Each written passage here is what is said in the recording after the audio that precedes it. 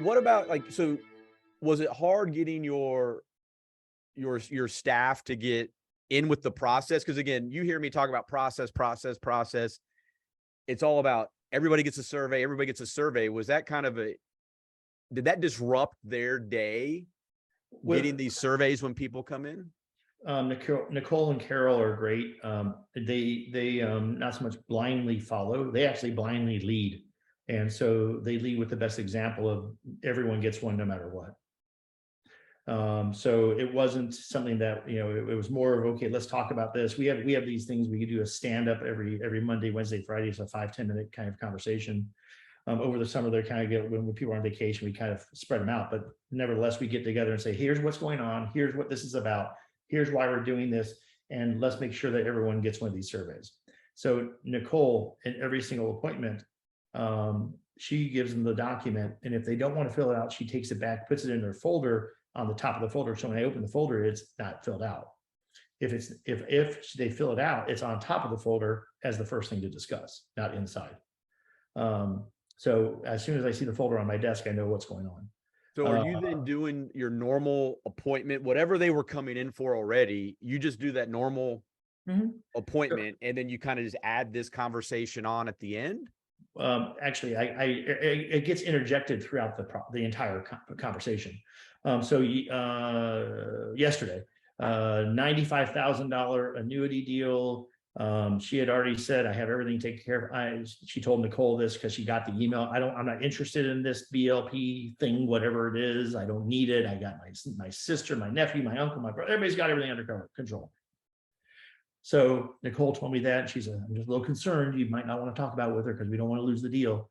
And so she's my voice of making sure I know what's going on before the appointment shows up. She kind of, okay, here's kind of taking a temperature of what. Hey, Phil, this is what's going to happen today. We're going to have a conversation about BLP and we're not going to talk about annuities. Okay, great. So she comes in.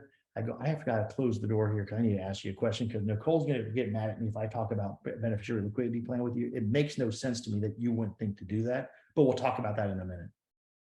Let me go through this application with you. Okay, we got all the things written down here. Now you're going to put $95,000 into this account. And when you pass away 30, 60, 90 days from now, your beneficiary is going to get the money from this. Who's paying for your funeral? Well, from the beneficiary stuff.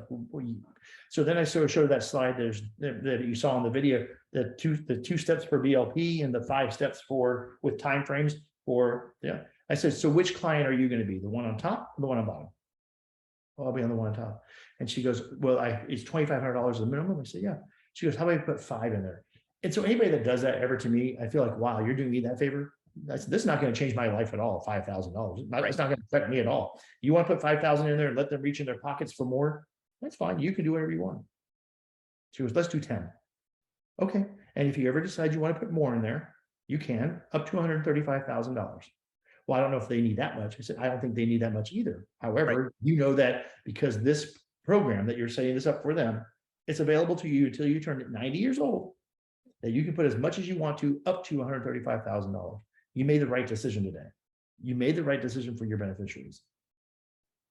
So you actually did this in conjunction with taking an annuity application. Correct. And literally, that's all they were coming in to sign and give me the EFT number, the check account number to have the process.